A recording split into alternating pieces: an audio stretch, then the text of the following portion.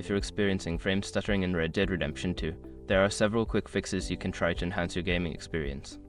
Follow these steps to potentially resolve the issue. Step 1. Update graphics drivers. Ensure that your graphics card drivers are up to date. Visit the manufacturer's website, NVIDIA, AMD, or Intel, and download the latest drivers for your specific graphics card model. Step 2. Adjust in-game settings. Lower the graphics settings in the game. Navigate to the settings menu and reduce options like texture quality, shadow quality, and anti-aliasing. This can help improve performance. Step 3. Disable VSync. Turn off VSync in the game settings. This can sometimes cause stuttering issues, so disabling it may lead to smoother gameplay. Step 4. Check background applications. Close any unnecessary applications running in the background. Programs that consume a lot of system resources can interfere with game performance, so make sure to free up resources. Step 5. Verify game files. If you're playing on a platform like Steam or Epic Games, use the built-in feature to verify the game files.